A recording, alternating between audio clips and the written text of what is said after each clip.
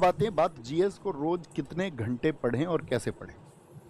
Okay, यहाँ पर बात करेंगे, क्या बोलेंगे जीएस को। अब देखो दोस्त, जर्नल अगर आपसे बात बताएंगे कि भैया एक तो ये है कि आजकल जो स्टूडेंट्स पढ़ रहे हैं ऑनलाइन, और एक ये स्टूडेंट्स हैं जो ऑफलाइन है। ठीक है, ऑफलाइन में भी दो तरह के स्टूडेंट हैं, जो किसी कोचिंग में पढ़ रहे हैं, या एक तरह के हैं जो सेल्फ स्टडी कर रहे हैं। ठीक है, ऑनलाइन में तो बच्चे मतलब जो ऑनलाइन आपका प्लेटफॉर्म है उनका इस्तेमाल कर लेते हैं अपनी तरह से, वो समझदार है आजकल, जानते हैं उस बात को।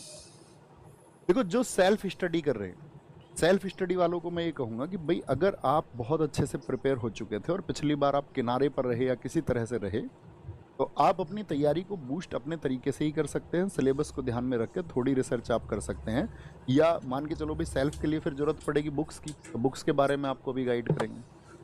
जो लोग ऑफलाइन कोचिंग्स में पढ़ रहे हैं कि भाई कोई ऑफलाइन कोचिंग उन्होंने ज्वाइन की हुई है और वो जानते होंगे अपने सर लोगों को जो उनको पढ़ा रहे हैं, अगर वो एक अच्छा मटेरियल उनको प्रोवाइड कर रहे हैं तो फिर पूरा भरोसा उनके प्रति रख के।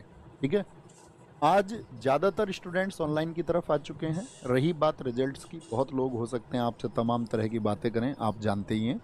ठीक है, वो होती है, वो एक हिस्सा है, उसकी चिंता नहीं करनी है। लेकिन आरडब्ल्यूए हमेशा से जाना जाता रहा है सबसे ज़्यादा सिलेक्शंस देने के लिए।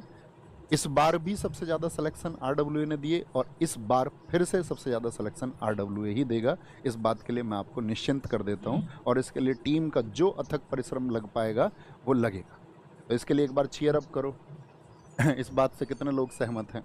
तो जीएस को रोज़ कितने घंटे पढ़ें? देखो, जर्नल आइडिया जो होता है, एक आइडिया बनता है 6 से 10 घंटे की स्टडी का। इसके बीच में एक स्टडी होती है बच्चे की एवरेज स्टडी की। अगर मैं बात करूं कि भाई मान के चलो एक बच्चा तो डेली 8 घंटे पढ़ रहा है, एक डेली 10 घंटे पढ़ रहा है, मैं आपको एक छोटी सी चीज़ के लिए गाइड करूंगा दोस्त, डिसिप्लिन अर्थात अनुशासन।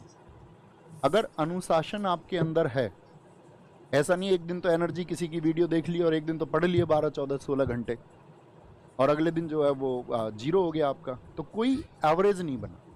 आपको ये ध्यान रखना है कि 6 से 10 घंटे का एक आइडियल टाइम आपको रखना है अपनी पढ़ाई का, टोटल का।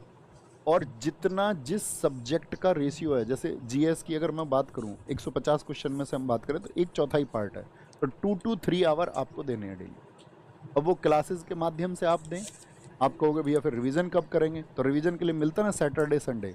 अगर आप बहुत ध्यान से किसी टॉपिक को समझ रहे हैं तो आप मुश्किल से 15-20 मिनट में उसको रिवाइज कर लोगे, मुश्किल से 15-20 मिनट में।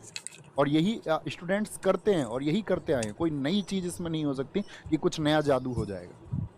तो 2 to 3 आवर्स आप एक आइडियल स्टडी करते रहे। इसी में कई बार क्लासेस की छुट्टी रहती हैं, या आपको खुद अगर आप सेल्फ स्टडी कर रहे हैं या आप कहीं ऑफलाइन जा रहे हैं तो वहाँ पर भी कई बार छुट्टी होती होंगी। जब सेल्फ आप पढ़ते होंगे तो कई बार आप अपना फिर तो टाइम टेबल आपको बनाना पड़ेगा, लेकिन ये आइडियल टाइम आपको रखना पड़ेगा दोस्त। और अनुशासन और अभ्यास से बड़ी कोई चीज़ नहीं है, उसको फॉलो करना। एक पुरानी कहावत है, आपने देखी होगी, करत करत अभ्यास के जड़मती होत सुजान।